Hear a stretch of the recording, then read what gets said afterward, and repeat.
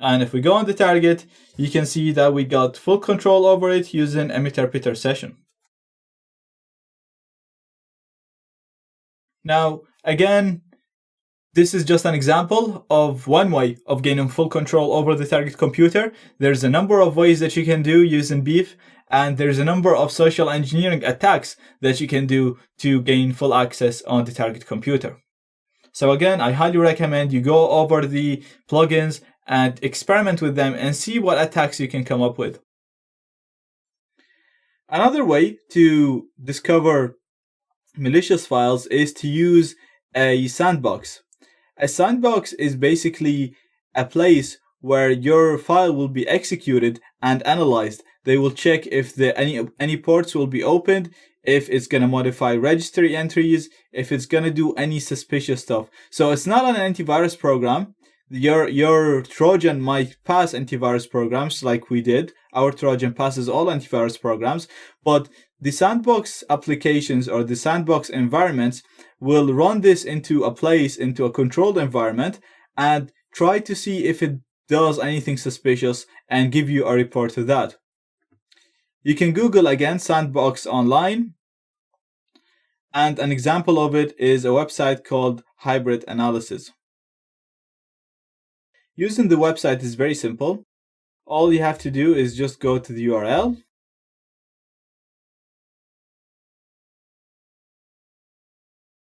and select your file and upload it. Now I've done this already, so I'm just going to show you the report because analyzing the file and doing the report might take some time. So once you get the report, you'll see some basic information. You'll see that there was malicious indicators have been found. Now it's hiding it from you and you have to use the full version and pay for it to see them, but you don't really need to see them. If you read the whole report, you'll be able to know that this file is malicious and it's going to do something bad on your computer. First of all, you can see that the file suppresses error boxes, so it doesn't display error boxes. It also modifies registry. And you can see the registry parameters that it's modifying. You can see that it's playing with the internet settings and with the connections. You can also see that it's using Windows Socket Service, so it's trying to create connections. You can also see that it's playing with the address of the process. Scrolling down, you'll see one of the most important indicators. Now, obviously, there is more information in here. Right here on the network place, you'll see that it tries to connect to this IP on port 8080. Now again, you can go on this IP and do a reverse DNS lookup and see that this IP is not related to any website. Also, when you upload the payload to this place, it's never going to be executed on your computer. It's going to be executed on their server in a sandbox environment. Now, obviously, the method I showed you, you should always do it in a virtual box when you are executing it here on your Windows. Always do it in a virtual machine. Don't do it on your main machine. Or you can use this method where you upload it into a sandbox environment and it will be analyzed for you, and then you can read the report. So the Trojans that we created so far are very cool. They can bypass antivirus programs. They run two pieces of code.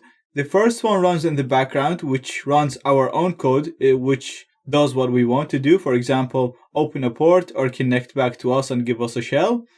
And it runs another piece of code that the user expects. So it could display an image, it could play an MP3, or display a PDF file. This functionality makes it very difficult to detect. So the best thing to do is, the first thing is check the properties of the file and make sure that it is what it's claiming to be.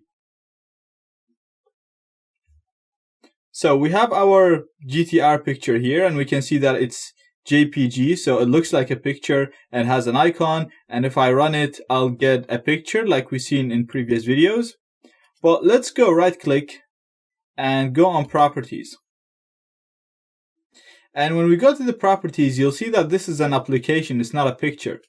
So same goes with PDF, same goes with MP3. It should say MP3 if it was an MP3, it should say a PDF if it was a PDF, and it should say a JPG if it is a JPG.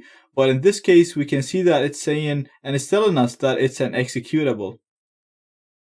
Going on the details, you'll see that it is an application. So it's not a picture. If it was a picture, it should tell you that it's a picture. So from here, we'll know that we're being fooled by this. Another thing, you can play with the file name and you'll be able to reset it. If you just rename the file to anything else, you'll see that it's an exe file and it's not a JPEG. So if I just do it, change it to test, you'll see that the name has been changed to test. Now let's assume this Trojan was combined with an executable. So if you run it, you were expecting to get an exe and you were expecting an application. So let's assume that it's combined with Download Accelerator Plus instead of being combined with a picture like so. So the task is going to be more difficult because you are expecting an application anyway. So let's try to run this. Now obviously, again with the picture and with the PDF, Windows will tell you that you're trying to run an executable. But if you're expecting an executable, then you're going to run it anyway, such as the case with DAP. And this will obviously play the executable that you're looking for and send a reverse session to Kali.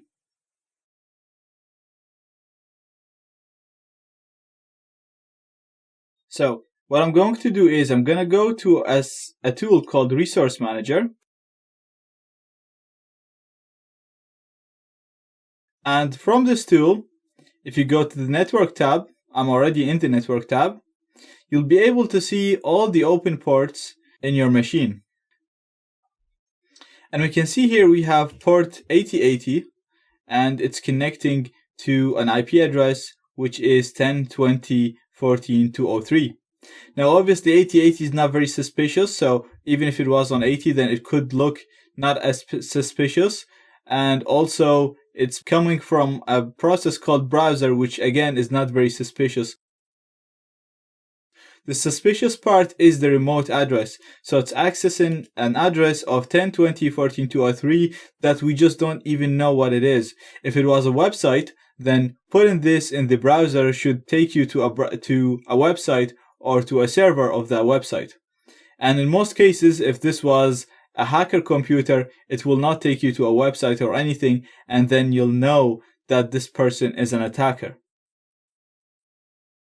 To verify this, you can use tools called reverse DNS lookup. What that does is basically you give it an IP and it should tell you what website this IP belongs to or which domain this IP belongs to. So let's have an example on Facebook. So let's say in your resource manager, you've seen an IP and you're suspicious about it. So I'm actually going to get you a proper IP address for Facebook.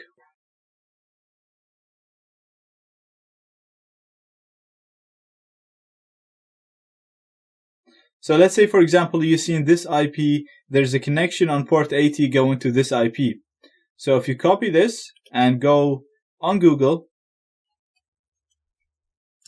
and search for reverse DNS,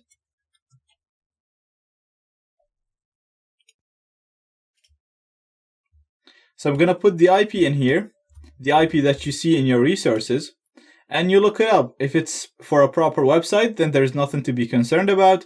If it looks suspicious, then you'll know that this is going to a suspicious person. Now, if you see something like this and it's going to Facebook and you're browsing Facebook, then this is normal. You're using Facebook, so there's a connection between you and Facebook. Okay, so now let's go ahead. Let's create a backdoor. And the only difference is we're going to set the IP to the public IP instead of the local IP. So we're going to create a backdoor exactly the same way that we used to create it when we're hacking devices in the same network. So I'm going to use Will Evasion. And I'm going to do this a bit quickly because we've done it and there's nothing new with this. So we can list to see what we have. I'm going to use number 9. So it's the exact same payload that we used in our previous video. It's the reverse HTTP payload. So we're going to use 9. And we can see the options here. We can see that the L port is set to 8080 by default, and I'm going to keep that the same. The only thing that I'm going to change is the L host. And in the previous videos, when we were receiving connections on our own computer, we used to set it to the local IP. So if I do ifconfig LAN 0, we used to set it to 192.168.0.1 because that's the IP that the devices use inside the network. But whenever we want to do things on the outside, we want to use the real IP because these internal IPs are not visible to computers outside the network. So I'm going to use the IP that I see on Google. So when I type in what's my IP, I get this IP. And I'm going to use that as the L host in my backdoor. So I'm just going to copy this. And I'm going to set it here. And sorry, I didn't paste it properly. So hit info to make sure everything is set up properly. So port 8080, we're using the public IP. So this is the most important step in this. And then we're going to do generate. And we're just going to call this backdoor.exe. I'm going to hit enter. And that has generated my payload for me. So it's stored in here. So again, as usual, I'm actually going to copy this and paste it in my var www.html. And I'll show you how to actually even download this from the internet from outside the network. So I'm just going to copy this to my web server directory.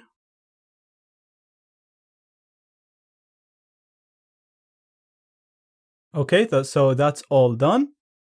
Now, all we have to do is just listen for incoming connections.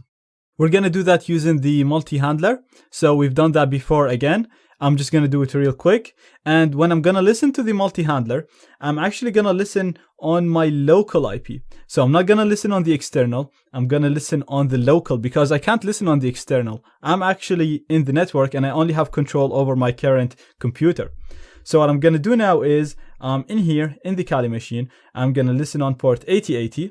And in the external device, the backdoor will try to connect to the backdoor. So the step after that will set up IP forwarding to tell the router to forward ports 8080 to the Kali machine. But first we need to listen on port 8080 in the Kali machine, and we're going to do that using the multi-handler. So I'm just going to do MSF console. Again, we did this before, so I'm going to do it a little bit quickly. So I'm going to use exploit multi-handler. I'm going to set the payload to Windows Meterpreter reverse HTTP.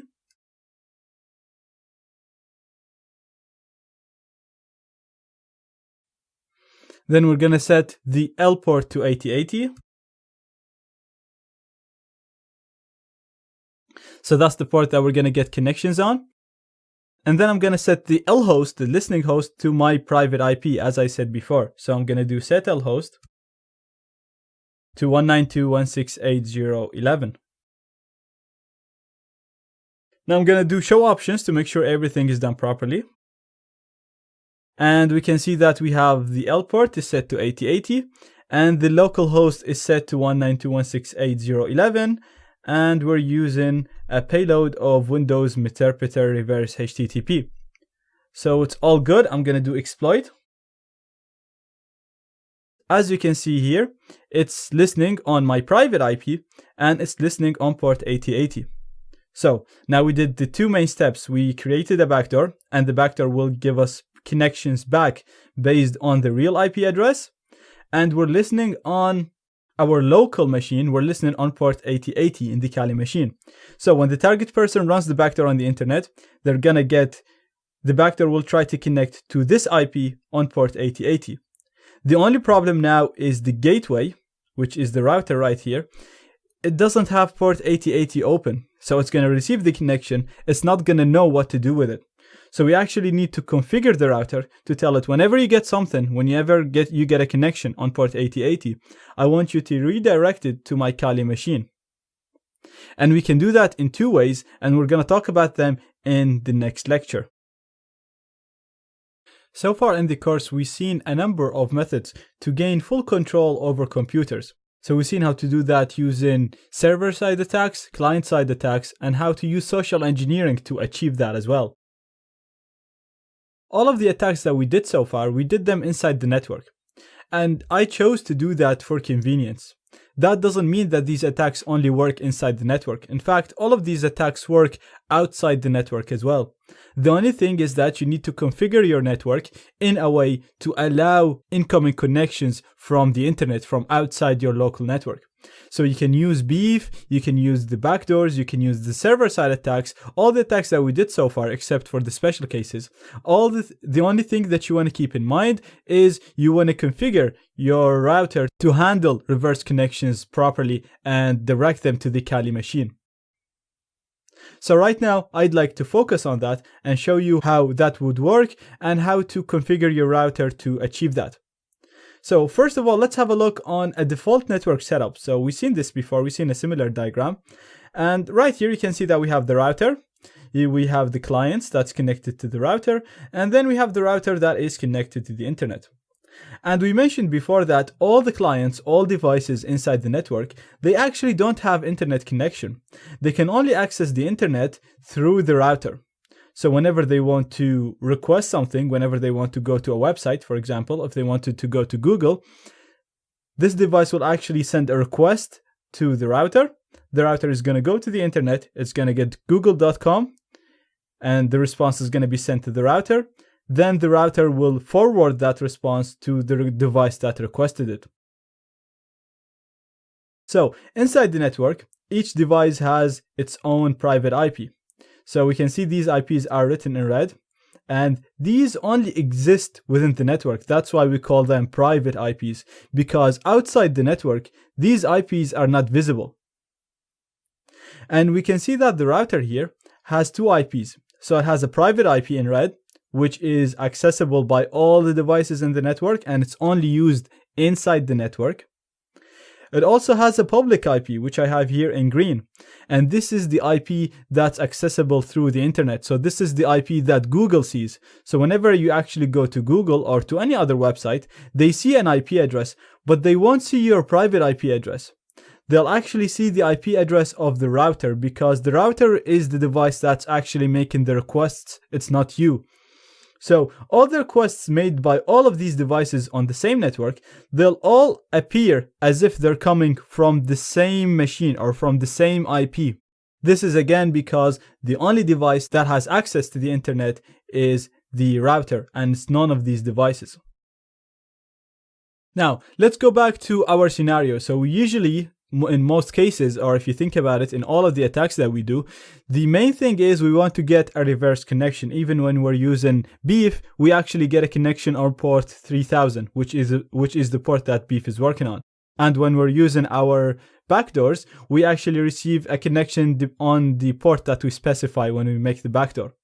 So the thing that to keep in mind when you want to send that backdoor to somewhere outside your network, the first thing you want to keep in mind is that your local IP is not going to be visible. So what you want to do is you want to use the public IP, the IP of the router. And to get that, all you have to do is just go on Google and then type in what's my IP. And as you can see, Google is telling me that my IP address is this.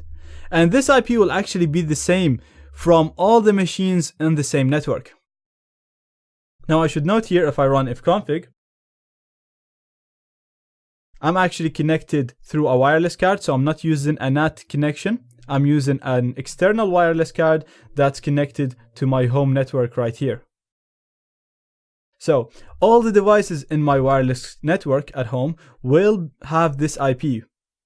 Again, that's because they all use the same router. They're all connected to the same network.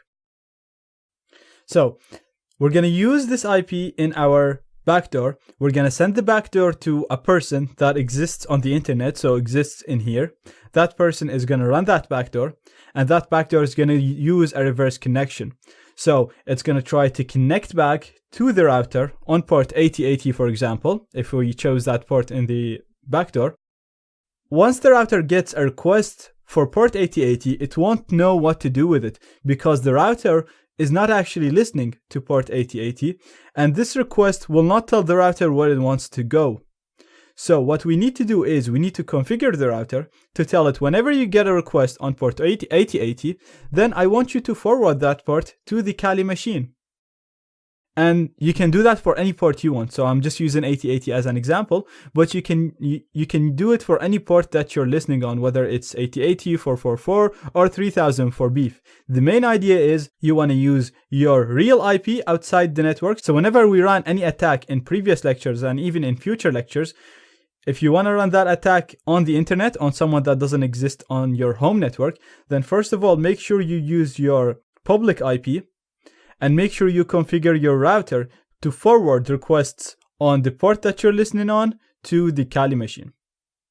And I'm going to show you how to do that in the next lecture. Right now, I just want you to get the idea of what we need to do and how is that going to work. So we're going to have examples in the next lectures, and it's going to become much more clear. Now in this lecture, we'll learn how to configure the router so that it forwards incoming connections to the Kali machine, so we can receive reverse connections, we can hook people to beef, and launch attacks outside the network the same way that we used to launch them inside the network. So, to get to the router settings, usually the router is the first IP in the subnet. So you can see that my IP was 192.168.0.11. Usually the router is the first one, so it'll be 192.168.0.1. Also, another way to get it, you can type in route n,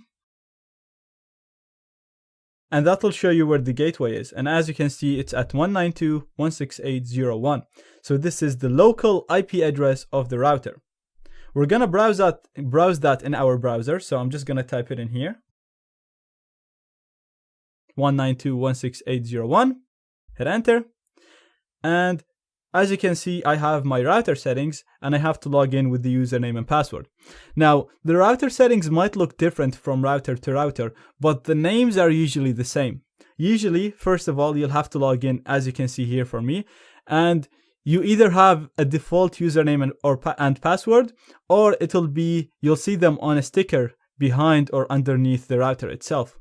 So for me, I've actually changed the password, so I'm just gonna log in.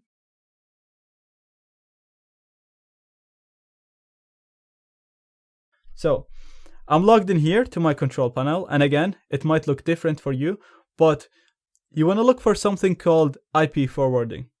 For me, it's under advanced. So I'm going to go to advanced, and then I'm going to go on forwarding. And this is where I can set up my IP forwarding. So look for something called IP forwarding, or I've actually seen them on some routers called virtual network. I don't know why, but you want to look for something that allows you to set up rules to redirect ports inside the network. So the port that we're listening on at the moment is port 8080. So that's the port that we picked in the handler. That's the port that we picked in the backdoor. And that's the port that we want to get the connection on. So the public port is going to be 8080. And again, the target port is going to be 8080.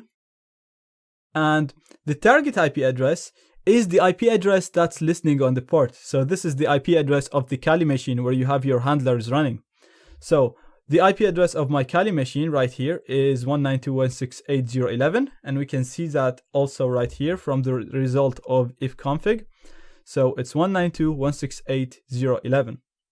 I'm gonna type that in here. And that's it. That's the rule that we want to add. I'm gonna click on save. And that rule is saved. So now whenever the router gets a request for port 8080, it'll know that it's gonna forward that request to the Kali machine, and the router will not cut that connection. So we've actually set up a proper route right now. So the first thing we did is we created a backdoor. We used the real IP in the backdoor. We didn't use the private IP. So we didn't use the 192.168.0.11. We used the real IP. We're gonna send that backdoor to a device in a different network. That device is gonna run the backdoor. The backdoor will try to connect back on the real IP to the router, but the router will know exactly what to do with this because we just set up a rule telling the router to forward any request that it gets on port 8080 to the Kali machine. What I also want to do is I actually want to set up a rule for port 80. This is the port that Apache, that my web server runs on, and I want to enable that so that I can download the backdoor from the target computer. So I'm going to add a rule for port 80. And again, this is going to be the same machine, the Kali machine. And we're going to put port 80 here. We're going to save this rule. And this will allow me to download the backdoor because I placed the backdoor in var www right here. So I'll actually be able to access my web server in Kali and download the backdoor from outside the internet. So I'm going to start my Apache web server. So this is actually just another example. You don't really need to do this. You can just transfer the backdoor using USB or any other method or send it by email. I'm just showing you another example of how port forwarding is used. Now I'm going to go to a Windows machine, and that Windows machine is going to be connected to a completely different network, and we're going to download the file from there. So here is my Windows machine. And if I go and check my IP, you'll see it has a different external public IP. So I'm just going to look for what's my IP. You'll see that the IP here is completely different than the IP of this machine that we used. So these are two completely separate devices connected to different networks. And what I'm going to do now is I'm going to access my Apache web server and download the backdoor. And normally without IP forwarding, you won't be able to do that. And to access that, first I'm going to get the IP of this machine again because I forgot it. And it's 89.100.145.189.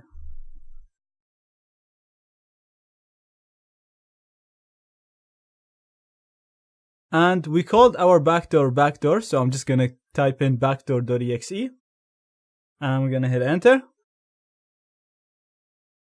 It's actually 189 here, not 89. And as you can see, I was able to download the backdoor. And this should actually tell you that IP forwarding has been set up correctly, because without that, without IP forwarding, I wouldn't be able to access my web server and download the backdoor. So I'm actually accessing the web server in Kali as if it's a normal website. Like, you can actually host fake web pages, you can host websites, anything you want right now on your Apache. So I'm going to come in, I'm going to run the backdoor. And we'll see if that'll give me a reverse connection on my Kali machine, which is on a completely different network. And as you can see, I got a reverse Meterpreter shell, and you can see that the shell is coming from an external IP address into my internal IP address to the Kali machine. And right now I can control the target computer and do all the things that we do in the post-connection attacks.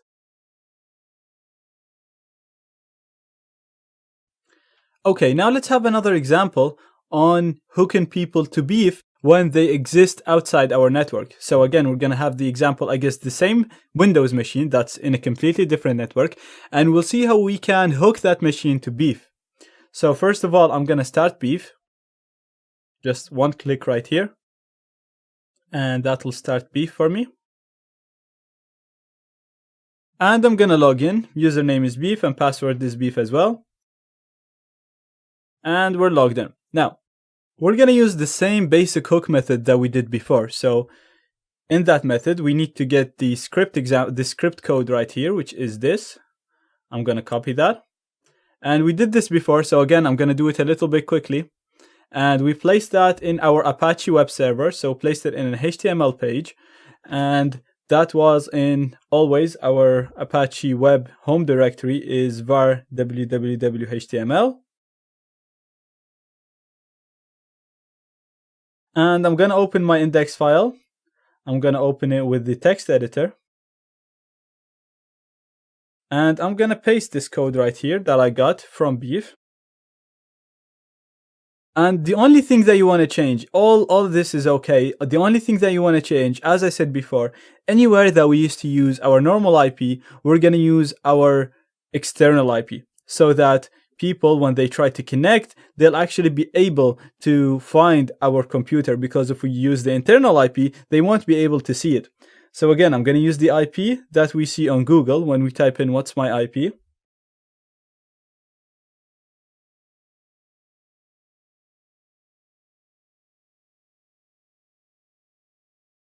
And that's it, I'm good to go. So I'm going to save this, quit it. And now I need to enable port 3000, which is the port that Beef works on. As you can see, we can see that it uses port 3000 here. So I need to tell the router again in the IP forwarding settings, I need to tell it to forward any request that you get on port 3000 to my Kali machine, which is at 192.168.0.11.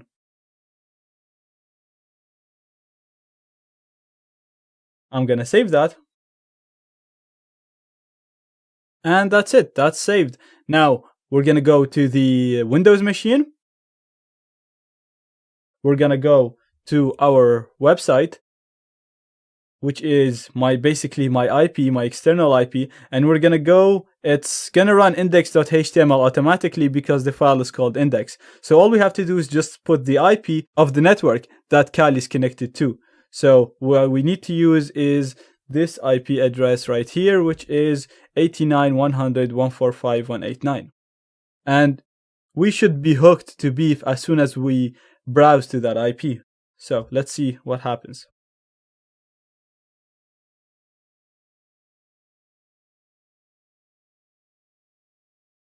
Okay, now let's go to Beef.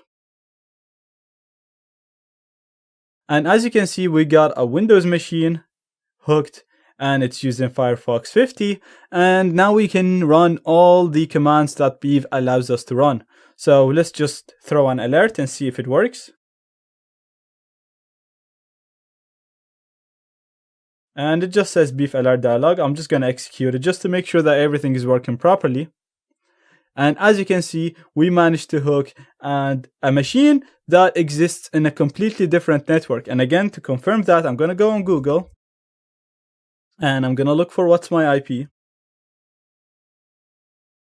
And as you can see, the IP is completely different to the IP that's in this machine. So again, all we have to do is use the external IP address whenever you're sending it outside the network. Use the IP that you see when you type in what's my IP address. When you're listening on your own machine, use the local IP, and make sure you configure the router to redirect the port that you're listening on to the Kali machine, to the IP address, to the private IP address of the Kali machine. An alternative to using IP forwarding, you can set the Kali machine as a DMZ host. Now, not all routers support DMZ, that's why I didn't show it from the start. But if it supports it, you can use it. And what DMZ does is, it's basically IP forwarding, but it forwards all ports. So, if you put the IP address here of the Kali machine in here, what the router is going to do, anytime it gets a request for any port at all, it'll forward that request to the Kali machine, regardless of what port it is. So with port forwarding, you actually select which ports you want to forward to Kali. With DMZ, it'll forward all the ports to the IP that you put in here. Now again, both of these methods can be used to allow devices on different networks to access your computer. So you can receive connections, you can allow them to access a website. If you're hosting a website on your web server, you can allow them to access fake websites, you can allow them to access Beef, the hook, anything where you're listening on a port, you can use this method to allow people to access it if the people exist on a completely different network than your own network. Now that we learned how we can gain access to our target, let's see what we can do with that target. So in this section, we're going to learn a number of things that we can do after we gain access to the computer.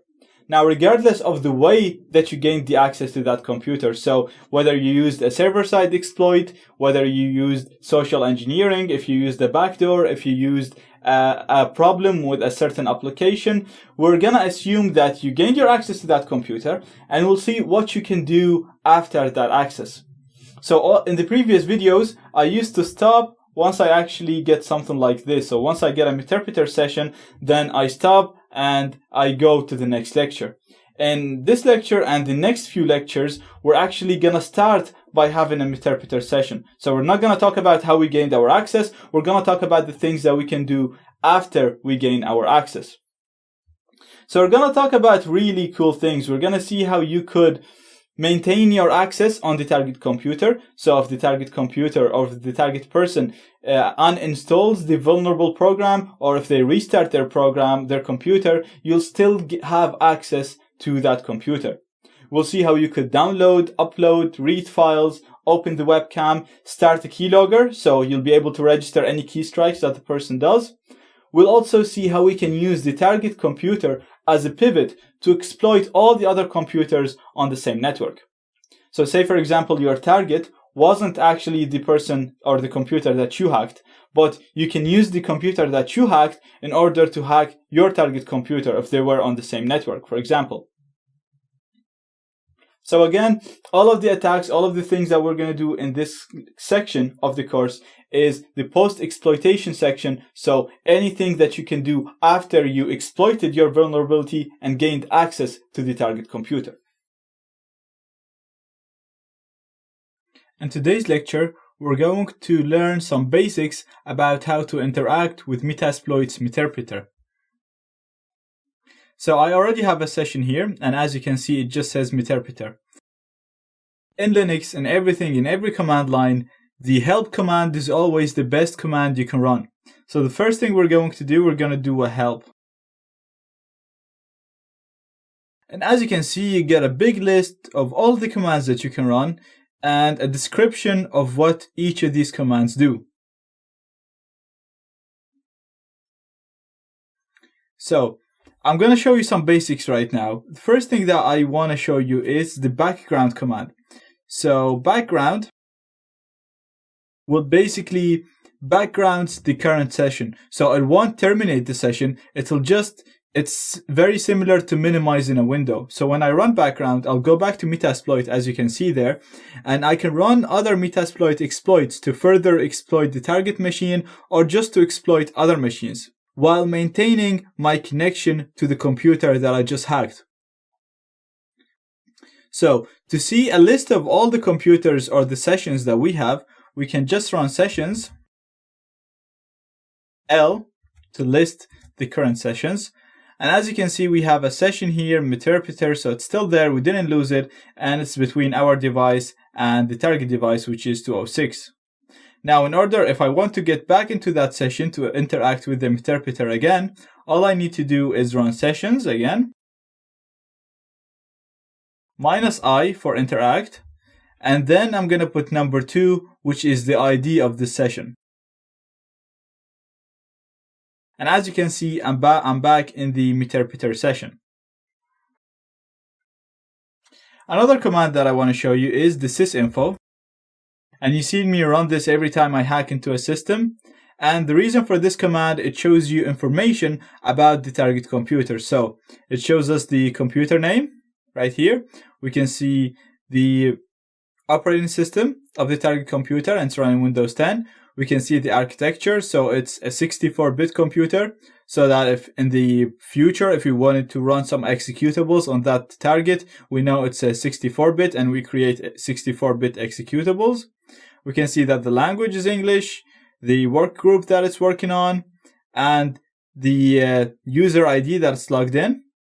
And we can see the version of Meterpreter that's running on the target machine, and it's actually a 32-bit version of Meterpreter. Another useful command for gathering information is ipconfig. Now, ipconfig is very similar to the ipconfig that you get when you run on the Windows machine on the command prompt, and it'll show you all the interfaces that are connected to the target computer. We can see, for example, here, interface 1, we can see the MAC address, we can see the IP address, and for example, here, this is the interface that is connected to our network and the one that we got the connection from. So if the device is connected to multiple networks, you'll be able to see all the interfaces and how to interact with them. Another useful information gathering command that you can run is ps. Now, ps will list all the processes that are running on the target computer. So these might be background processes or actual programs running in the foreground as Windows programs or GUIs. You can see each process here, the name of the process, and then you can see the ID or the PID in which it's running. An interesting process is the explorer.exe, and that's literally the graphical interface of Windows. And we can see that it's running on process ID 2116. Now, a very good idea once you hack into a system is to migrate the current process that you're running on, into a process that is safer than your current process. For example, the Explorer is the graphical interface of Windows, so it's always running as long as the person is using their device. So it's much safer than the process that you gained your access to the computer through. For example, if you gained your access through an executable or a program, you will lose your process as soon as the person closes that program. So a better way to do is to migrate to a process that is less likely to be closed or terminated. So what we're going to do, we're going to use a command called migrate to move our current session into a different process. And we're going to use the Explorer process because it's very safe. Put 2115. And there's no such process, obviously. So it should be 2116. And the migration is successful now. So the Meterpreter at the moment is running from the explorer.exe. Now, if we go to the task manager on the target computer and run my system monitor,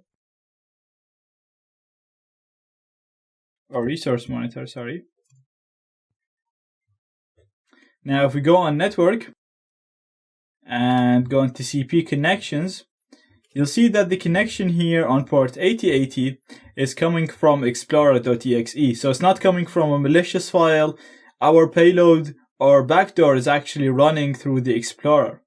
Now, if you've seen Firefox or Chrome, you can migrate to that process, and especially that you're connecting through port 8080, or you can use 80, then it's gonna look even less suspicious, because that's 80 and 8080 are the ports used by web servers. So it's very natural or very normal to have a connection on port 80 or 8080. Now we're going to learn more commands that will allow us to navigate, list, read, download, upload, and even execute files on the target computer. So I have my Meterpreter session right here. And the first thing that I'm going to do is get my current working directory using the pwd command. And as you can see, I'm in C users at the moment. Now, if I want to list all the files and directories, I'm going to use ls. And let's say that I want to navigate to this file, IE user. I'm going to do cd IE user. And if I do pwd now, you'll see that I'm in users IE user. And let's go into downloads, list the files. As you can see now, in the files that we listed, we can see a file here called passwords.txt. So this seems like an interesting file. So let's see if we want to read this file. If I wanted to read it, all I have to do is do cat and passwords.txt. And as you can see, we can see that it contains test1 and test2. So if I go here and run the file, you can see that this is the actual content of the file. Now let's say that I really want this file and I want to keep it for later, then I can download that file. To do that, we're just going to say download. And we put the file name, which is passwords.txt. Now the file has been downloaded successfully. And if I go to my root folder, you'll see that I have a file called passwords, and it contains test1 and test2. Let's say that I have a backdoor or a virus or a Trojan or a keylogger that I want to upload on the target computer. So I can upload it very easily. Now I'll go back to my root actually to show you that I have a file called backdoorcalc.exe. So we're going to try to upload that file. And to do that, we're just going to run upload. And we put the file name. hit enter. And as you can see now, the file has been uploaded successfully. Now let's list to make sure that the file exists. And we can see that we have a new file called backdoorcalc.exe. And to execute this file on the target computer, now we only uploaded it. So if it was a virus or a keylogger and you want to execute it, all you have to do is execute and specify the file that you'd like to execute after the F command, and then type in the name of the file. So in this case, it's backdoorcalc.exe. And as you can see, it's telling us that process 3128 has been created, so my backdoor has been executed. Now, if this was a virus or anything that you uploaded, it'll do what it's supposed to do because you just executed that file. Another feature that I want to show you is shell, which basically just converts the current Metasploit or Meterpreter session into an operating system shell. So if I just type in shell, you'll see I'll get a Windows prompt or Windows command line where I can execute Windows commands. Now, as you can see now, it's on a different channel, and I can run any Windows command that I want through this now. So I can just do dir to list all directories. I can do ipconfig, or use any Windows command that I want, exactly like running the commands through the command prompt. Now, there's much more commands that you can do for file system management. So if you type in help and you go to the file system section, you'll see that you can edit, you can download, we showed that, you can move a file to another file. It also can be used to rename files. You can delete files, you can remove directories, you can search.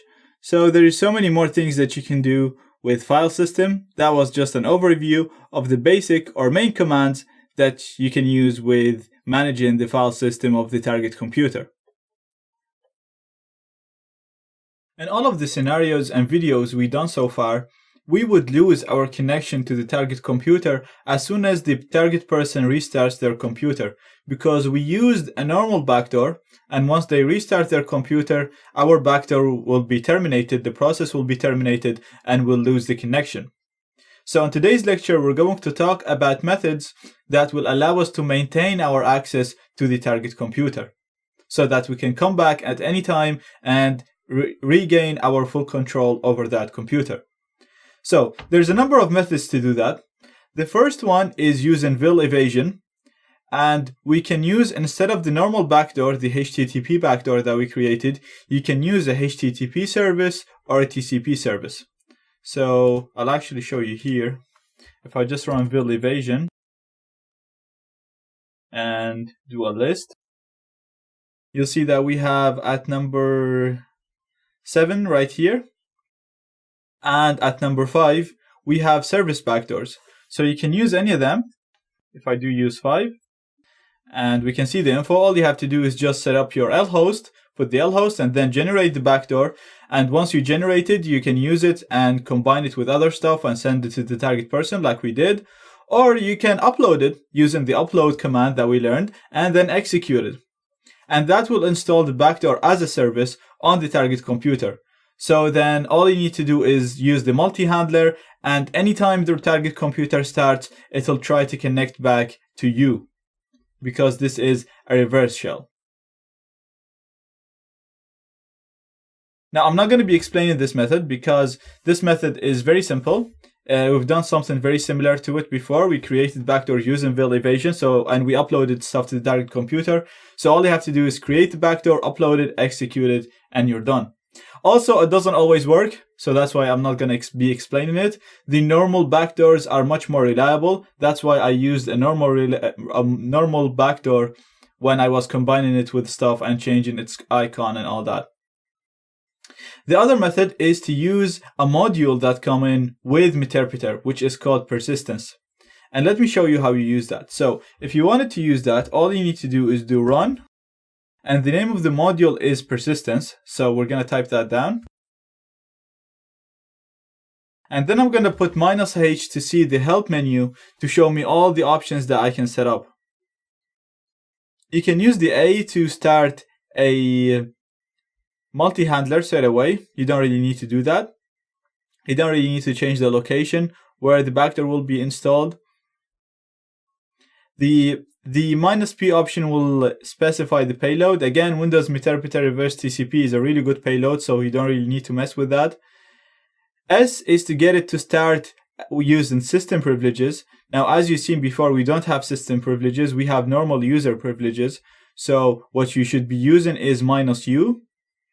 And then you can use the -I to set up the amount of time that the backdoor will try to connect back to you. So it'll try to connect every 10 seconds or 20 seconds or 15 seconds, whatever you specify. And P to specify the port, and R to specify your computer, the IP of your computer. So to run this, all you have to do is just do run persistence, use -U to start it under user privileges. I'd use the interval, I'd probably put it to 20 seconds. So it'll try to connect back to me every 20 seconds. And then I use the -P, and I'll probably put 80 because, as I said, the port 80 doesn't look suspicious. So the target person will see there are connections trying to come out at port 80, which is cool. It's not really suspicious. And then I'd use -R to specify my IP, which is 10.20.14.203. So very simple. Persistence is the module that you're going to be using. U to tell it to run it under user privileges. I, the amount of seconds for each time it tries to connect to you. P to specify the port that you'll be listening on. And R to specify your port. Sorry, to specify your IP. Now, obviously, once you run this, if you wanted to receive a connection, you have to start multi-handler on port 80 or on the selected port and using the selected payload. The problem with this method is that it's detectable by antivirus programs. So therefore, I'm not going to be explaining it. I'm going to be explaining is a combination of both of these methods, which will not be detectable by antiviruses, and it's much more robust than the first method using vil evasion. So what we're going to do is we're going to use our backdoor, the normal HTTP reverse Meterpreter backdoor that we created in the first video when we created an undetectable backdoor. We're going to use that and inject that as a service so that it runs every time the target person runs their computer and tries to connect back to us every certain amount of time. So to do this, first of all, I'm just going to Control-C this. And then I'm going to background the current session. So we've seen that before. You can do background, and I can still interact with that session on number 1. And I'm going to use a module. So this is like the multi-handler module that comes in with Metasploit, and it's called exploit Windows local persistence. Then I'm going to show its options to see what we need to configure. So you can see here, we have similar options to what we've seen with the Metasploit service. So the first thing is the amount of seconds that the target will try to connect back to us, so the interval, and I'm going to keep that to 10 seconds. So every 10 seconds, the target computer will try to connect back to me. Now the exe name is the name that will show up under the processes where the connection is coming back from. So I'm going to set that to browser to make it less detectable. So we're going to set the exe name to browser.exe. And then the path where the payload or the backdoor will be installed, I'll leave that the same. I'll leave the reg name, the registry entry the same. Now, this is very important. You need to specify which session to run this exploit on. And as you can see now, we were using session number 1. That's our Meterpreter session. And if I do sessions, L, it'll list all the available sessions, and we can see that it's ID number 1. So what we need to do is we need to set our session here to number 1. So I'm going to do set session to 1. Okay, and the startup, we're gonna leave it for the user person, for the user privileges. Now let's show the options.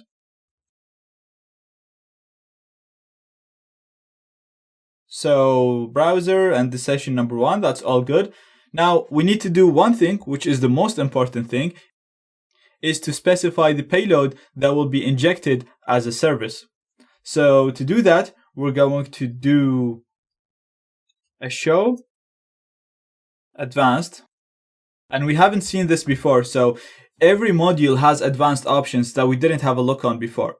So show advanced will show you advanced options that you can set up for this particular module. So when I run this, you'll see I'll get so much more options, and the one that we're interested in is this one. So it's called EXE custom, which means that we're going to use a custom EXE to run and inject into the target computer as a service. So I'm going to set my EXE custom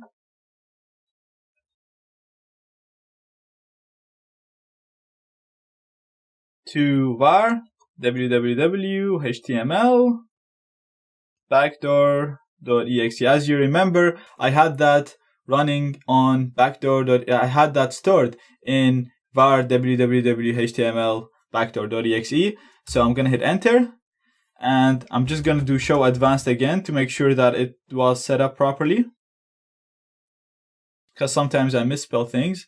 And it's var www html backdoor.exe, so that's perfect. Everything is good to go. I'm gonna exploit this, and that will upload var www html backdoor.exe on the target computer using the session that we specified, session number 1. As you can see now, it's been uploaded and installed. And one important thing that you need to keep in mind is this resource file, because you can use this to clean up and delete the backdoor once you're done. So if you don't want the backdoor anymore on the target computer, you can use this file to delete that backdoor. So I'm going to store that in a leaf pad here so that I can run it and delete my backdoor if I wanted to delete it anytime in the future. If I do sessions L, I still have my session here and I can interact with it. So what I'm going to do is I'm actually going to kill that session. I'm going to kill all my sessions.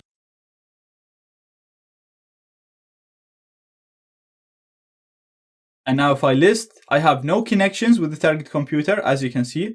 And I'm going to go to use my exploit multi-handler so I can listen for incoming connections.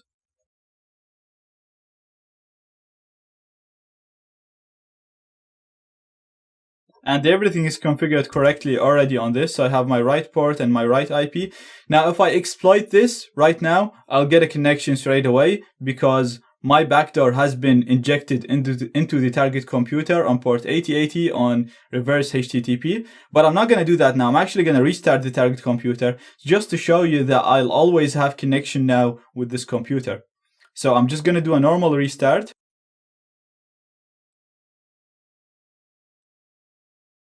So this computer will basically try to connect back to me every 10 seconds. No matter how many times they restart it, they shut it down, every time this computer is running, it'll try to connect back to me in every 10 seconds. So all I have to do is run my meterpreter handler and wait for connections. Now this computer is running, as you can see. It doesn't have to be at the startup when I'm listening. And I'm just gonna do exploit to listen. And it'll take a maximum of 10 seconds to get a connection back. And as you can see, I got a connection to the target computer. I can do sysinfo and run all the commands that we learned so far and have full access on that computer.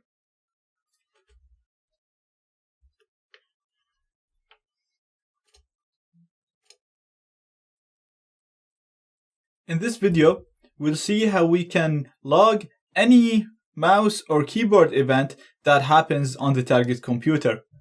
We're going to do that using a plugin or a module that comes in with a meterpreter. So I have my meterpreter here already. And to do that, all you need to do is just type keyscan start. Now all of this exists in the help. If you run the help, you'll see it there. and now it's starting my Keystrike sniffer. So I have my Firefox running here, and let's say I wanted to go to facebook.com, and then I wanted to log in to my, now as you can see it's HTTPS here and nothing is wrong about it. Now let's say I wanted to log in to my account, so I'm gonna put my account zaid@isecurity.org, and let's say I put my password, which is 123456. Now obviously this is the wrong password, I'm just trying to show you here. Now if we come back here to see the log of everything that has been recorded, we're going to type in keyscan dump. Now as you can see, now we can see that the target person typed in facebook.com, hit enter, then they put their username, which is zaid@isecurity.org, hit tab, and then they put the password 123456. Now this will obviously record everything that happens in there.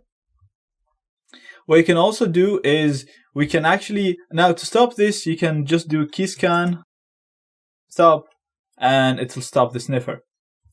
Now another cool thing that you can do is you can get a screenshot. So you can just type in screenshot. If I spell that right. And it will save it here for you in the root. Now if I go to my browser, you'll see that I have a screenshot. I believe it's this one. And it's showing you what's here on the target computer. You can see it in here. Now these are just two useful features. The keylogin is very useful because you can get usernames and passwords from it and see what the target person is doing. The screenshot, you can see them, kind of get an idea of what they're doing as well. But definitely the keylogger is much more useful. Now obviously you can use other keylogger programs like a portable keylogger, and all you have to do is just upload it using the upload command that we learned before and execute it.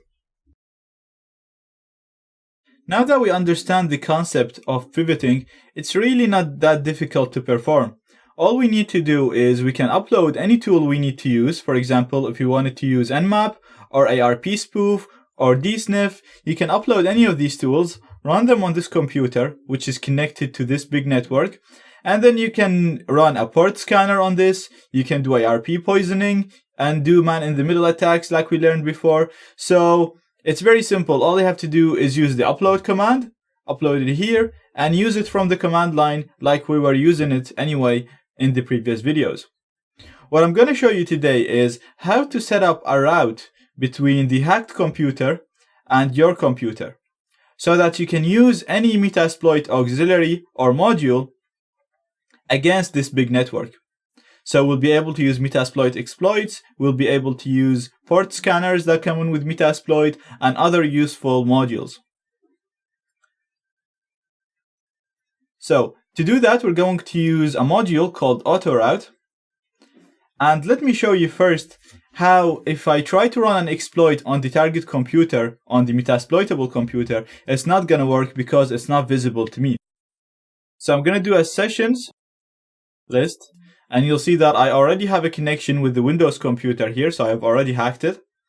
And I'm going to use exploit, multi, Samba, and user map script. Now, we already used this exploit against the Metasploitable before, but it was on the same network, so it was visible to us. What we're doing now is trying to attack a device that is not visible to us. And then I'm going to do show options. I'm going to set my R host to 10.20.15.4 because that's the IP of the Metasploitable device. Then I'm going to do show payloads. And I'm going to use this payload right here. So I'm going to do set payload to this. Show options. Everything's set up properly, so I'm going to do exploit. And you'll see that this exploit will time out because if we go back to the diagram here, this device cannot see this device. So it's trying to run an exploit on this device, even though this device has that vulnerability, but I won't be able to use it because I can't see that device. And as you can see now, the exploit failed, connection timeout, we just couldn't connect to the target computer. So what I'm going to do now, I'm going to interact with my meterpreter on ID1. So sessions I1. So I'm in my meterpreter. I'm going to run ifconfig first to see what my network look like, or the networks that the target computer is connected to. So we can see all the interfaces connected to the target computer, and I'm going to look for interfaces with IP addresses. So we have this interface number 4 has an IP address, and we can see that this IP address is on our network. So it's really not very useful. It's already on our network. We're on the 10.20.14 anyway on that subnet. So this one is not very useful for me. Another one that I can see is this one, which is connected to 10.20.15.5. So it's on a different subnet right here, which I cannot see from my Kali Linux device. So I'm going to try to set up a route between this subnet and my current subnet. So I'm going to copy this, and then I'm going to background my current session. So I'm back into Metasploit, and I'll clear this. Then I'm going to use post manage Windows manage auto route. Now, by the way, at any stage of this, if you wanted to see all the manage modules, for example, you can just leave it at this and double tap, and you'll see all the post Windows manage modules, and you can try and use them and experiment with them. So the one that we want to use is auto route. And I'm going to do show options to see the options that I can set. And we have two options that we need to set. We need to set the session that we hacked and the subnet.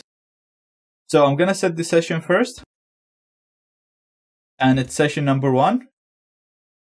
And then I'm going to set the subnet to what we seen when we did the ifconfig command. So it was 10.20.15, and I'm going to put a 0 to it. So again, we're using the set, very simple commands we already learned. We set in the session to number 1, that's the session that we hacked for the Windows, and the subnet is the subnet which the Windows is connected to and we don't have access to. So it's the 10.20.15.0. And I'm going to do exploit. And this will create the connection or the route between my device and the Windows device. So what I'm going to do now, I'm going to go back to the same exploit that I tried at the start of the video, and you'll see that the exploit is going to work because the Windows device is visible to me now. So instead of using that exploit, you can use, as I said, port scanners or discovery modules that come in with Metasploit, or any other module that come in with Metasploit, because my device can now see the target computer. It can see this Metasploitable device because it was not visible for me at the start, but now I have a connection to this computer and I set up a route between this network and my computer so I can actually see the Metasploitable device now. So I'm going to use the same exploit I used before. And it was exploit multi Samba user map script. Just clear that. Now I'm going to show the options and I'm going to leave them the same because everything is actually set up correctly. So I'm just going to do exploit. And as you can see, now command shell was started properly. And I actually have access to the Metasploitable device now. So I can do ID and I'm root. I can do a uname A to just confirm that for you. And we can see that we're in the Metasploitable device, and I can run any Linux command that I want. So I can do ls pwd and I should be in the root, and I can do cd go to var, for example, and do any Linux command that I want. So I basically have full access to the target computer. Now again, as I said, you could upload stuff and run them from the target computer, but it's not always a good idea to upload things to a hacked computer.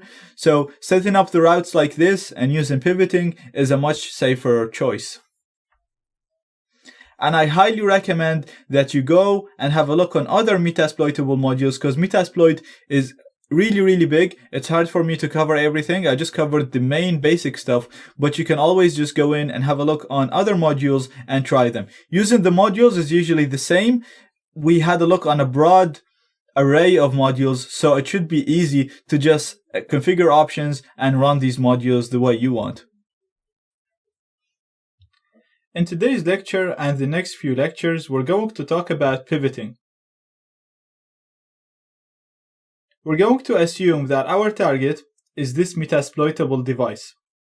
Now, each one of these circles, the big circles, we're going to assume is a network. And as you can see, the Metasploitable device is not visible by the hacker. So the hacker cannot see this device. This device is hidden either behind the network, or for some other reason, the hacker is not able to ping or access the IP address of this device. So we're assuming in our example that it exists in a different internal network.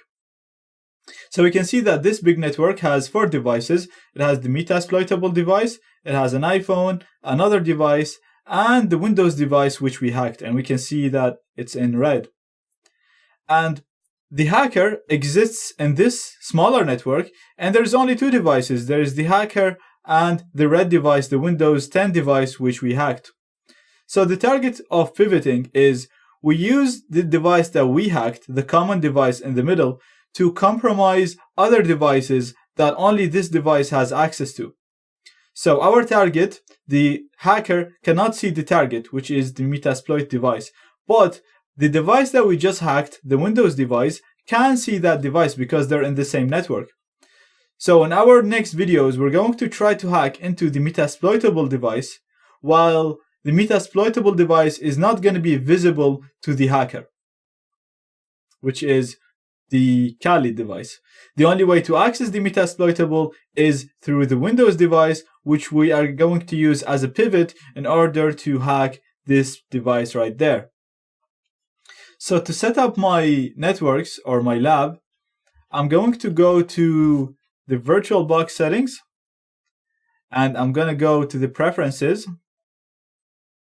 and I'm going to go to network.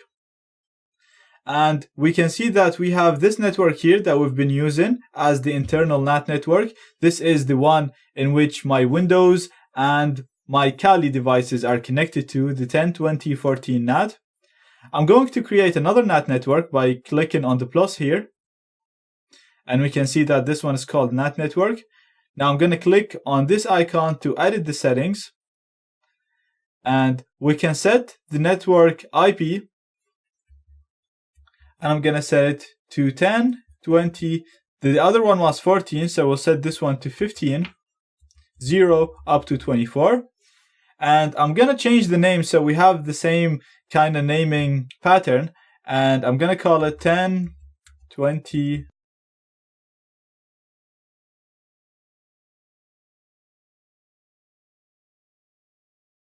So we created another network, and the Kali machine is not connected to this network.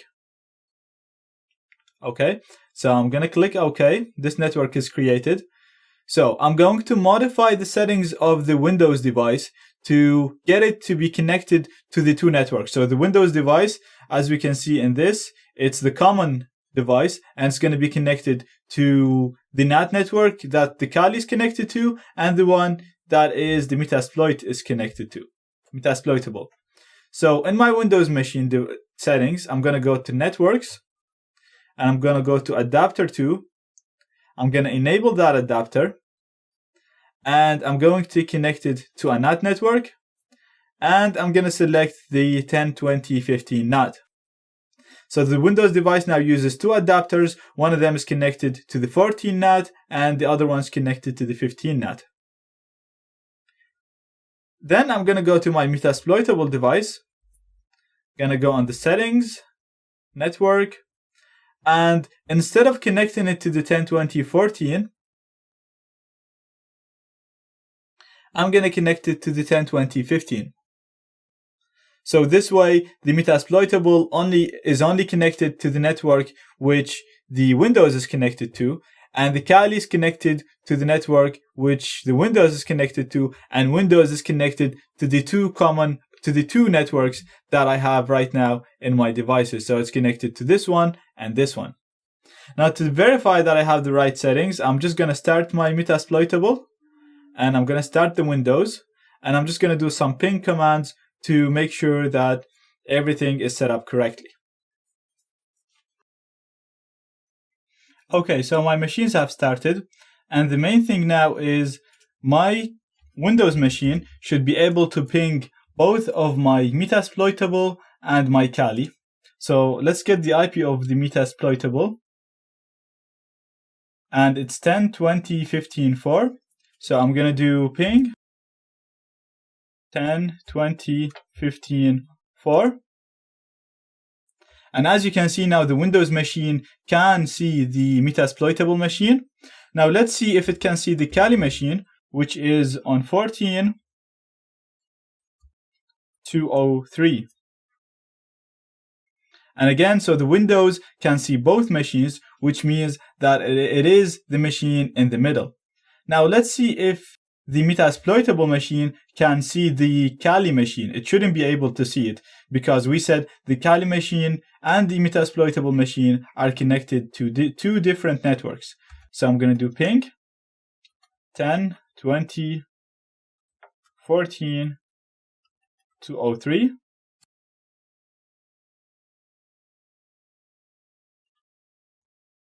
Now, as you can see now, I got nothing, and we can see that 6 packets were transmitted, 0 received. So my Metasploitable cannot see the Kali machine, and the Kali cannot see the Metasploitable either. So if I do ping 10.20.15.4, you'll see that it sent 3 packets, 0 received. Again, these two devices cannot see each other because they're in 2 different networks. So what we're going to do in the next videos is we already have an access to the Windows machine, which can see both, and we're going to try to hack into the Metasploit using the Windows machine that we just hacked into, because it's the common machine that is connected to both networks. How would you attack a website? You can use the methods that we learned so far into attacking a website, because we said a website is installed on a computer. So you can try to attack it and try to hack it just like another computer. So you can try to use the server-side attacks, try to see the web server installed, the operating system, all the other applications, and see if you can use, if any of them has any vulnerabilities, and if you can use any of them to gain access to the computer. Another way to do that is to use the server-side attacks, the client-side attacks, because websites are managed by humans, so there must be humans managing these websites and maintaining them. So if you manage to hack any of the administrators of this website, then you probably be able to get their username and a password, and then from there log in to their admin panel or to SSH, to any services that they use to manage their website.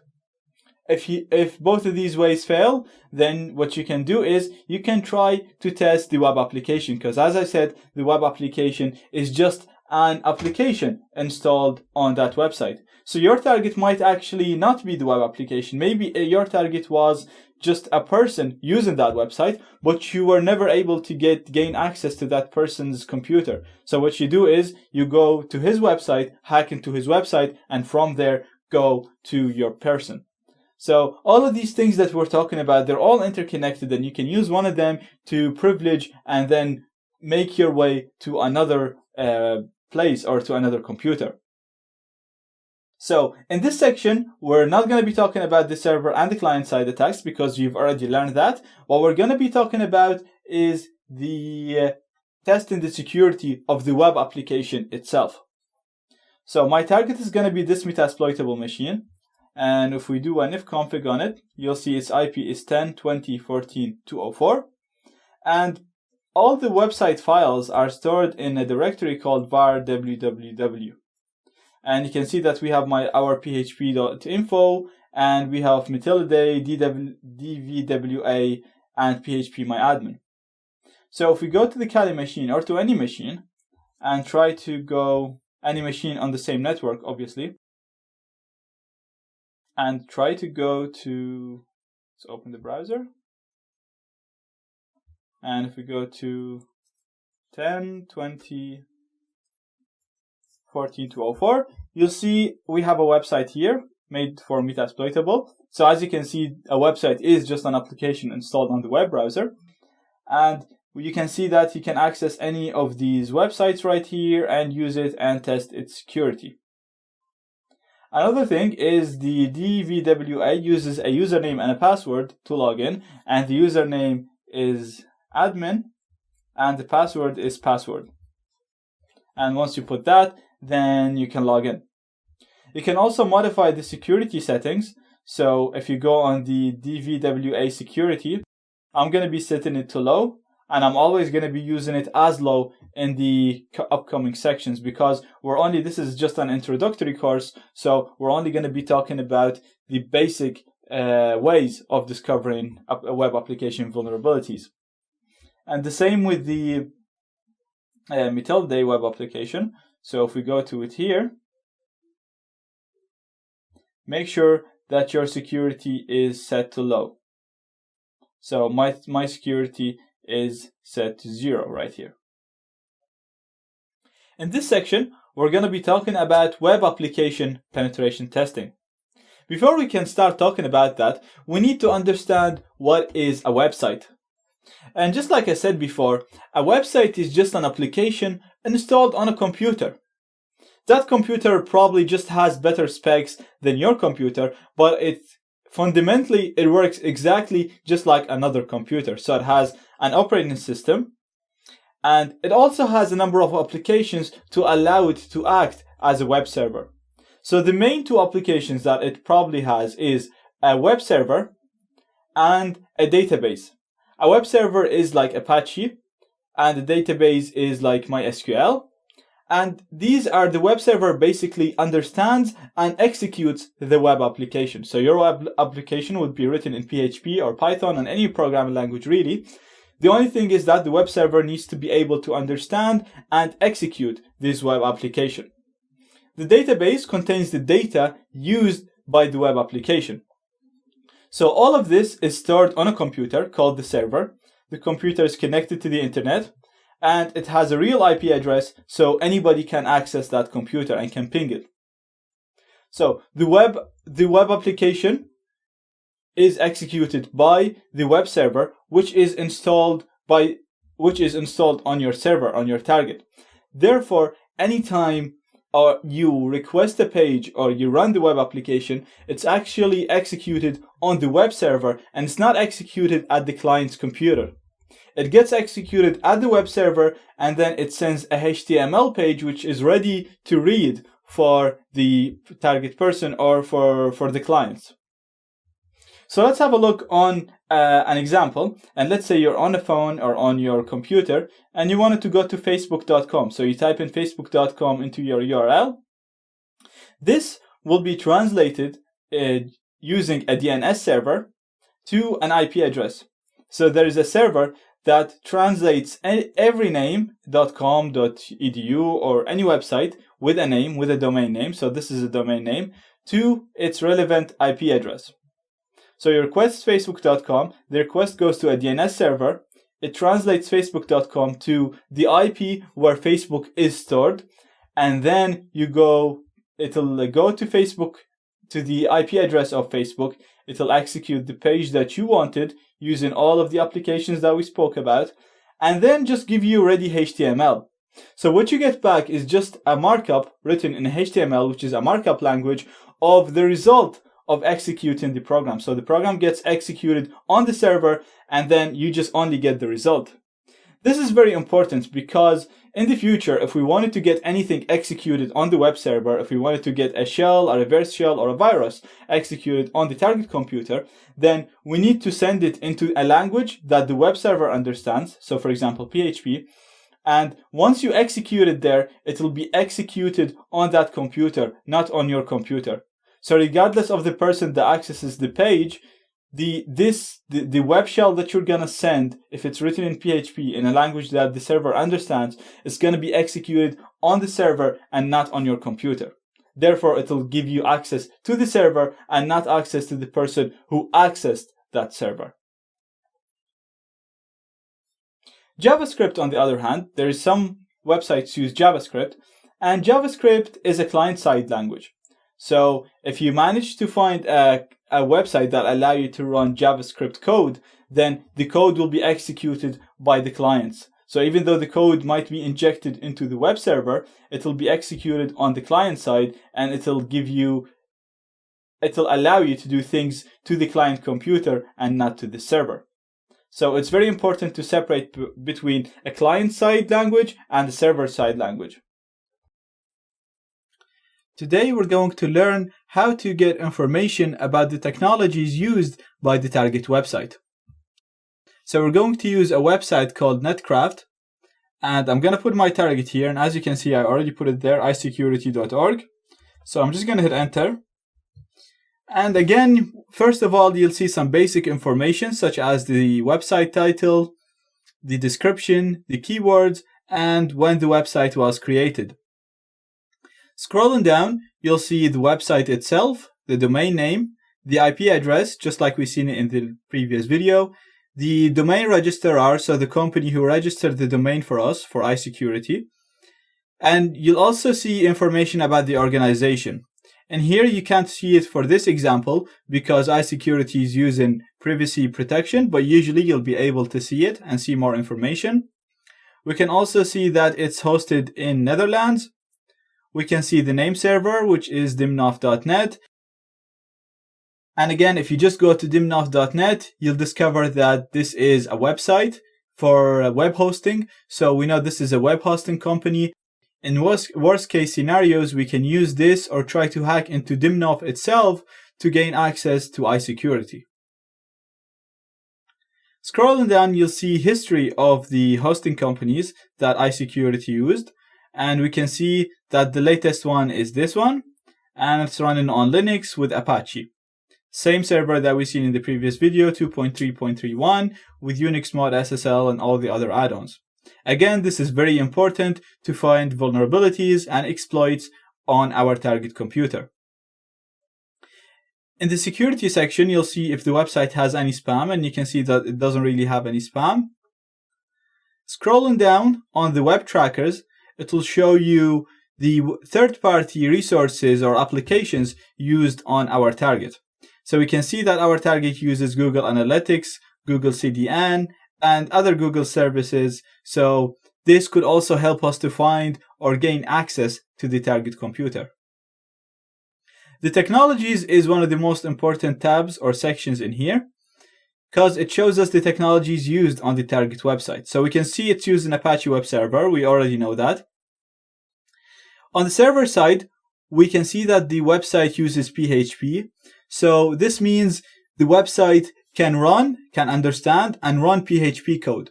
This is very important because in the future, if we manage to run any kind of code on our target, then we know this code should be sent as PHP code. So if we're creating payloads in Metasploit or even Vil Evasion, we should create them in PHP format, and the target website will be able to run them because it can support PHP. On the client side, we can see that the website supports JavaScript. So if you run JavaScript or if you manage to run JavaScript code on the website, it's not going to be executed on the website. It'll be executed on the users who see the website because JavaScript is a client-side language and PHP is a server side. So if we manage to run PHP code, it'll be executed on the server itself. If you manage to run JavaScript, it's going to be executed on the users or the people who visit the website.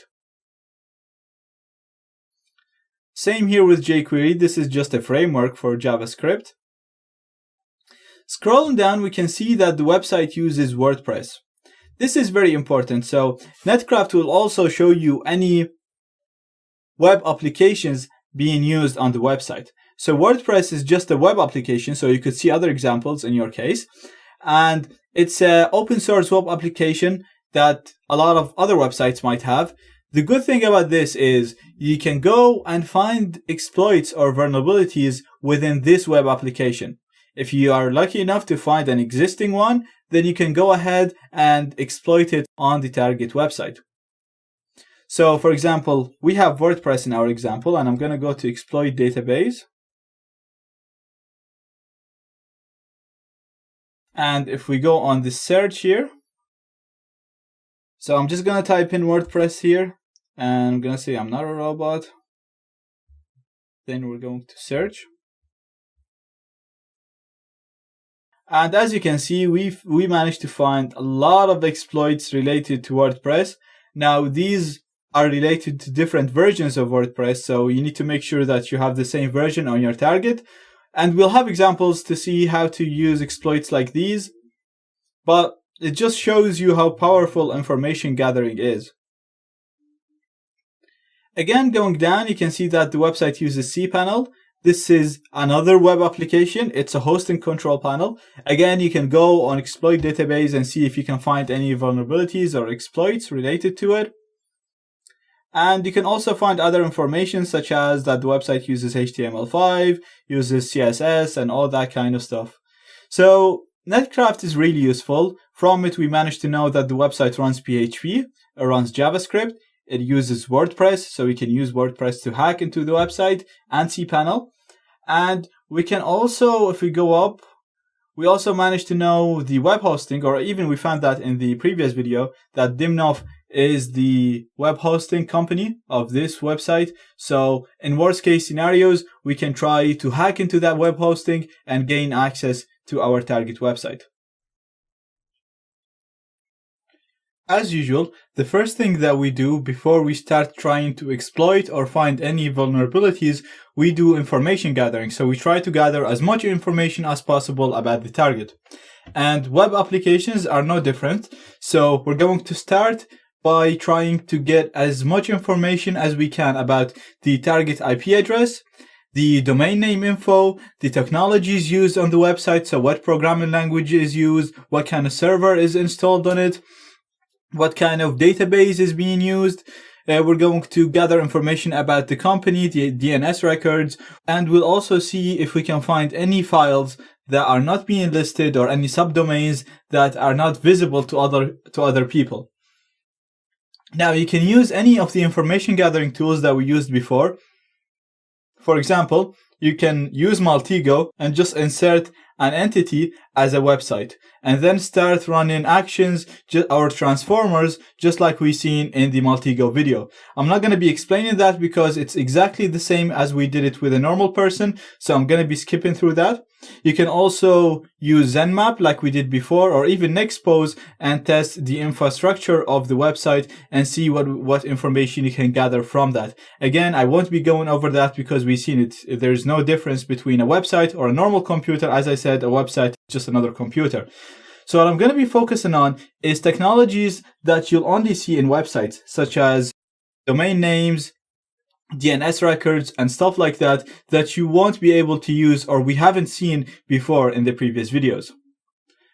So the first thing that we're going to have a look on is WhoisLookup. WhoisLookup is a protocol that's used to find owners of internet resources. For example, a server, an IP address, or a domain. So we're actually not hacking or doing anything. We're literally just retrieving info from a database that contains information about owners of stuff on the internet. So, for example, when you sign up for a domain name, if you wanted to register a domain name for yourself, for example, zaid.com, when I do that, I have to supply information about myself, my address, and then the name will be stored in my own name, and people can see that Zaid owns this domain name. So this is all we're going to do. If you Google WhoisLookup, you'll see a lot of websites providing this service. So I'm using whos.domaintools.com, and I'm just going to put my target domain name, and I'm just going to use isecurity.org.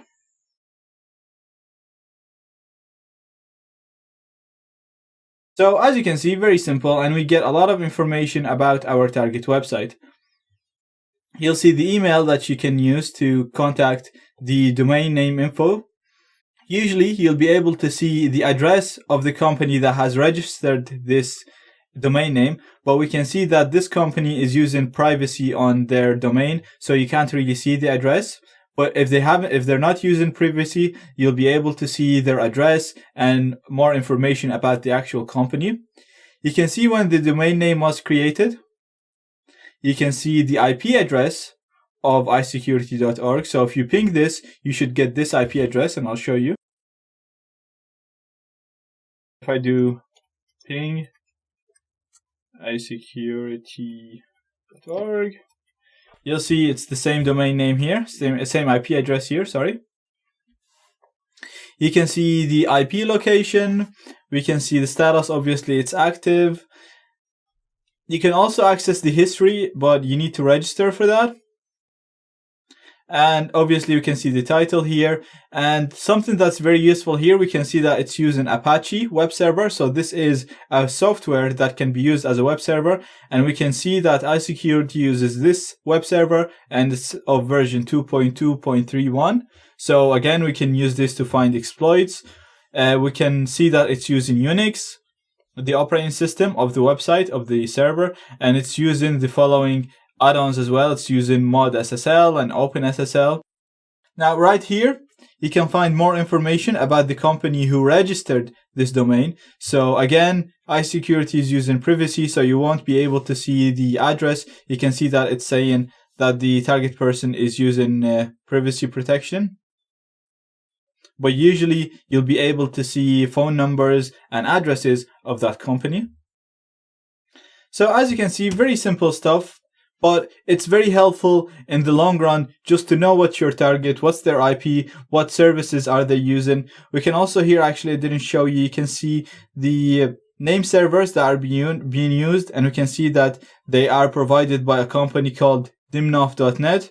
Now if you go on Dimnov, you'll see that this is a hosting company. So if we go on the English version, that you'll see that this is a hosting company. And again, you can even use this hosting company and try to social engineer your way maybe into hacking into your target, into iSecurity. In this lecture, I'd like to highlight a very important note when it comes to website penetration testing. Websites are installed on web servers on normal computers, like we said before. These normal computers have IP addresses, and using the IP address, we can access our target website. Now, in many scenarios, your target website or your target server will contain a large number of websites. So it'll have the website that you're looking for, that you're targeting, but it'll also contain other websites on the same server, so on the same file system. What this means is, if you, for example, could not find any vulnerabilities in your target website, you can try to hack into any other website that is installed on the same server. If you could do that, then you'll be able to gain access to the server. Gaining access to the server basically means you have access to all the other websites, because the server is just a computer, and you can literally just navigate to the website that you want to hack and gain access to that website. So if you're trying to hack into a website and you couldn't find any exploits, then the next step will be trying to hack any other website that exists on the same server.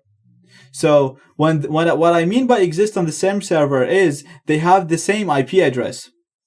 So let me show you here an example. I'm going to be showing an example of Zaid.com, so my blog, because there is a lot of websites on the same server. And if we look here on robtex.com, and I came down here to names pointing to the same IP address, you can see all of these websites exist on the same server as Zaid.com. So if you could manage to hack into any of these websites, you'll be able to navigate out of that website and then into Zaid.com and then gain full access to my website. So let me just show you here. If I copy any of these domain names, for example, we have this one, reba.me, and I'm just going to go onto my terminal. Now, if I do a ping, zaid.com. You'll see that this is my IP address of my website. And if I do a ping on one of the websites that exist, and it's for now we're using reba.me. So if I go ping reba.me, you'll see that both websites have the same IP address. This means that both websites are installed on the same computer, and if we could hack into one of them, we can literally just navigate from that website into the other, from our Meterpreter shell or from our PHP shell or any type of shell that we're using. Another way of finding websites on the same domain is using Bing, and it's a really simple way. So if you just go on Bing, and I'm just gonna put IP, and then I'll put the IP of my target website. Again, you'll see all the other websites that exist on the same server as your target website, so you can literally hack into any of these websites and from there hack into my website and gain access to it. This is very important because in many cases your target could be very well secured, but the server itself is not secure, so you can manage to hack one of the other websites and then navigate through the server to your target. In today's lecture, we're going to talk about subdomains. Subdomains, we've seen them everywhere. For example, they come in as subdomain.target.com. So for example, you'd have beta.facebook.com, you'd have mobile.facebook.com, or you might have user.facebook.com. So for example, in Google, you have mail.google.com, which basically just takes you to Gmail. Why subdomains are important is a lot of the cases, some websites have subdomains for their own users. For example, for the employees or for certain customers. So they're not advertised unless you're some sort of a VIP customer or if you are an employee. You will not see these subdomains on search engines and you'll just never see a link leading to them. So they might contain vulnerabilities or exploits that will help you gain access to the whole website, but you just never knew about them because they're not advertised. Another thing is, a lot of the big websites, when they're trying to install a new update or add a new feature to the website, they install it in a subdomain. So you'd have beta.facebook.com actually contains a beta version of Facebook, which contains still experimental features. Now, experimental features are great because they're still under development and there's a really high chance of finding exploits in them. And this is actually true. Not so long ago, someone was able to brute force the restore password key for any Facebook user and was able to gain access to any Facebook user. And this was only possible through the beta.facebook.com because facebook.com used to check for a number of attempts or wrong attempts, and they just didn't implement that security feature in the beta because they just didn't think anyone's going to go there, or for any reason. Like, the beta usually contains more problems than the normal website, so it will be very useful to try and hack into it. So in today's lecture, we'll see how we can find any subdomains that have not been advertised or even the advertised ones. So we'll be able to get subdomains of our target. We're going to use a tool called Nog. The tool is very simple. You don't really need to install it. All you have to do is download it using git command. So the command is going to be git clone, and then you put the URL of the tool, and that's it. It's downloaded now. So I'm going to navigate to it using the cd command, and we'll see that we have the py file here, and I'm going to run it using the command python nog.py, and then I'll put the IP or the website that I want to get the subdomains of, and it's going to be isecurity.org.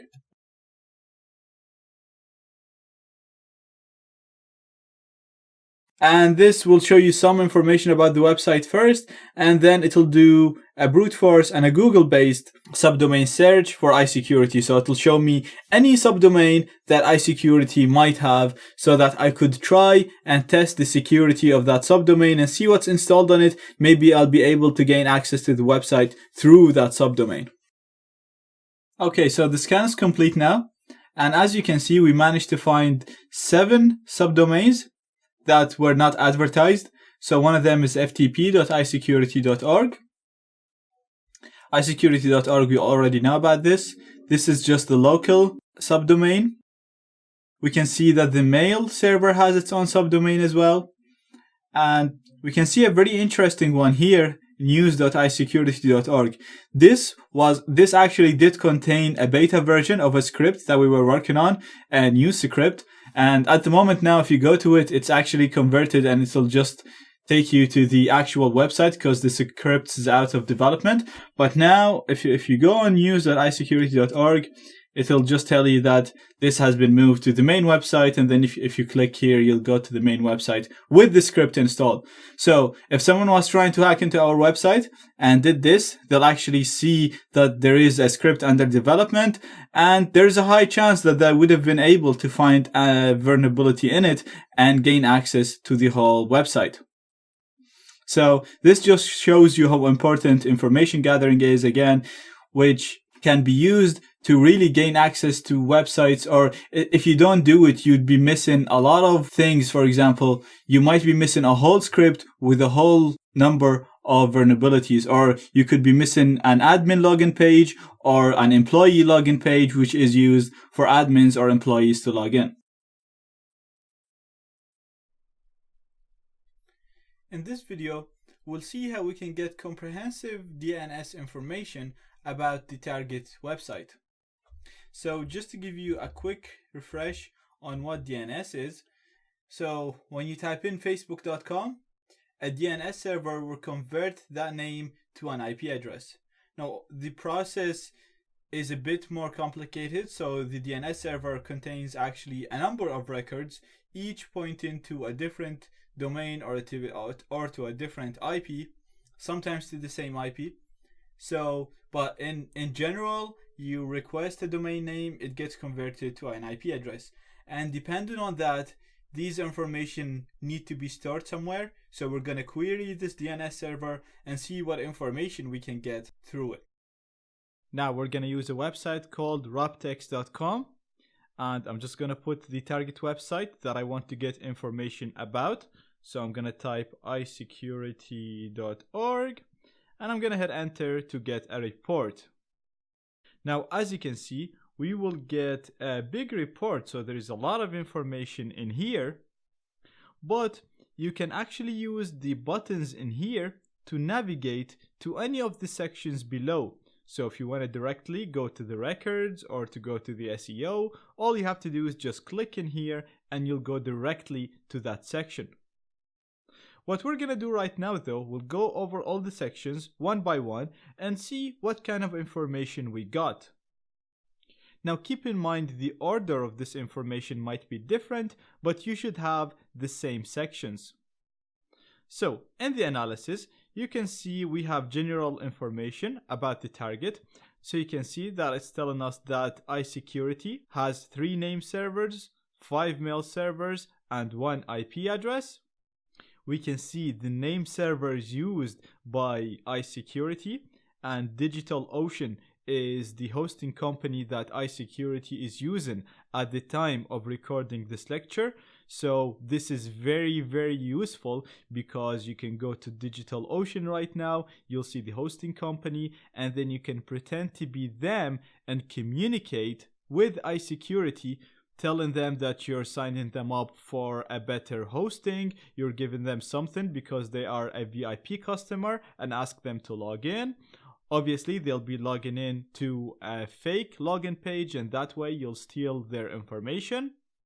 You can tell them that there is a policy change that they have to accept, and again, ask them to log in and steal the information that way. Obviously, you'll do this through a fake login page, and this is mostly social engineering, so it's nothing to do with website hacking, and I cover all this in my social engineering course, but it's very useful because if you couldn't hack into the website through the applications installed, then the only way to get in is using social engineering. Now, below this, we can see that the target is using Google Mail servers. So they're not handling their own emails. They're using Google to handle their emails. Again, you can communicate with the target pretending to be Google and get them to do something or to log into a fake page and steal information that way.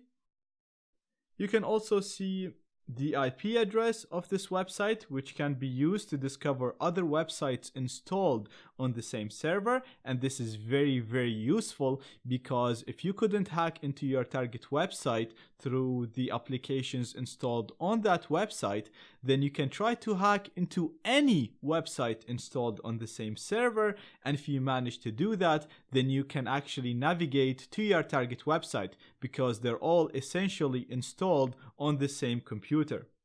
And we'll talk more about that in the next lecture.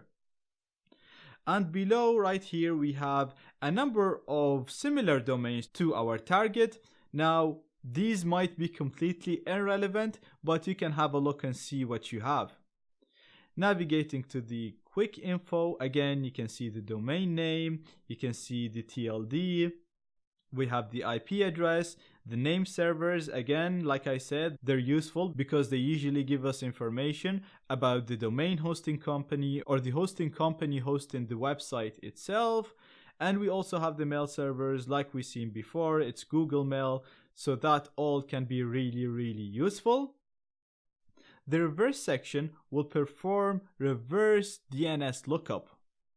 So as I said at the start of the lecture, DNS is used to translate domain names into IP addresses. In a reverse lookup, we use the IP address to see which domains link to this IP address. And like I said previously, this can be very, very useful because we'll be able to discover other websites hosted on the same server, and we can hack into any of these websites and from there gain access to our target. But with the reverse lookup, you won't always get all the websites installed on the same server. Therefore, in the next lecture, I will show you a better way of doing that.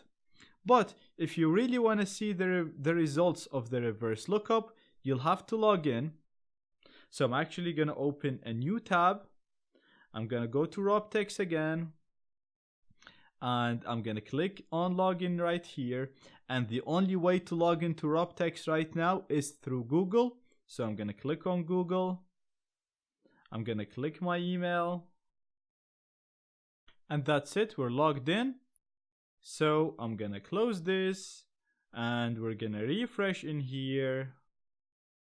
And if we scroll down again to the reverse right here, we have the results of the reverse lookup, and you can either download this as a CSV or view it as a HTML. So I'm going to choose to view it as a HTML in a new tab. And right here, as you can see, we only have Z-Security on its own because Z-Security is hosted on its own server. So there are no other websites installed on the same server. But like I said, if there are other websites hosted on the same server, then you'll be able to see them in here in the reverse lookup. Now, going down, we can see a more detailed breakdown of the DNS records. So you can see here we have information about the A record, and this is the record that's used to translate the domain name into an IP address.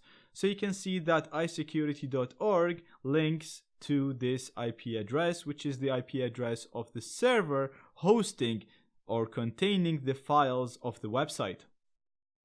Scrolling down, we have more SEO information, search engine optimization info. We have the web trust reputation of this website. We have the Alexa ranking. In the share tab, we have the IP of the target website. Again, like I said, we can use this to get websites installed on the same server. We have a graph representation of all the information we gathered.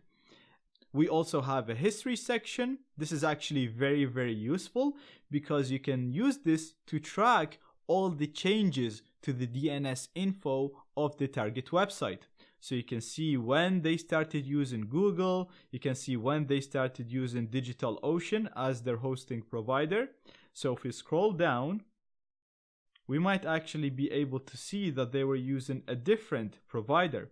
And here you go. We can see that they were using a different hosting company. This one right here, Demo5. I hope I'm pronouncing that right. But Right now, as we can see, they changed and they switched to a different hosting company, DigitalOcean.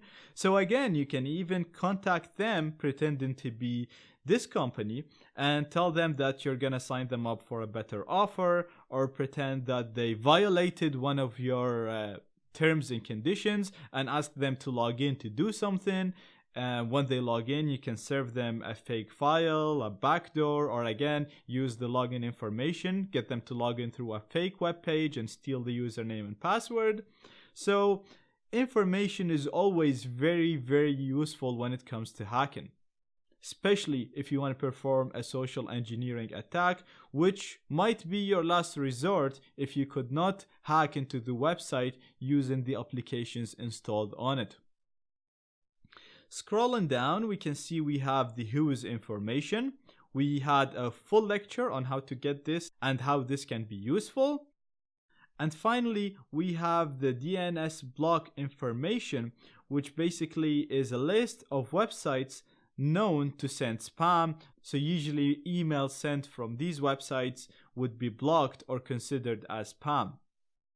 So as you can see, a very useful website that can be used to get information about the server used to host the target website and its relationship with other websites, other servers, which hosting companies are being used. And like I said, all of this can be very, very useful, whether you want to target the website itself, whether you want to target other websites so you can hack into your target website, and even if you want to social engineer one of the admins to gain access to your target website.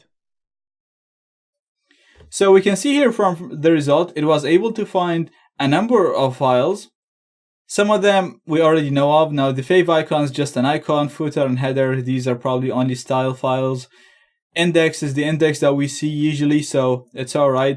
Login, we can see that we discovered a page that allows people to log in. Now in many scenarios, I was able to find username and password of a target exploiting a really complex exploit, and then ending up not being able to log in because I couldn't find where to log in.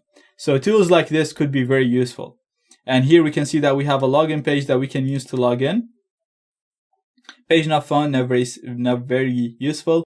You can see the PHP info file. Now this file is usually very, very useful because it displays a lot of information about the PHP interpreter running on the web server. And as you can see, this file contains a lot of information. A lot of them are useful. Now you can see, you get to know some of the directories. You know that it's running PHP 5. The configuration is stored in this file.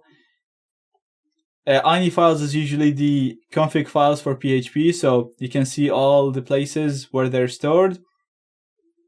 Going down, you'll see all the permissions, the installed. We can see here it has MySQL, so it's using MySQL, and you can see the directories where different types of configurations are stored. You can also see all the modules and extensions that are being used with PHP. So this file is usually very, very useful. You can see we managed to find where the phpMyAdmin login is, and that's basically the login that's used to log into the database. Another very useful file is the robots.txt, and that is the file that tells search engines such as Google how to deal with the website. So it usually contains files that we don't want the website or Google to see or to read. So if we can read that file, then we'll be able to see what the web admin is trying to hide. So going in here, we can see that the web admin doesn't want Google to see a directory called passwords. Okay, and it also doesn't want it to see a file called config.inc. And it also doesn't want it to see these other files. So let's have a look on the passwords and the config.inc as examples. So I'm just going to open a new tab.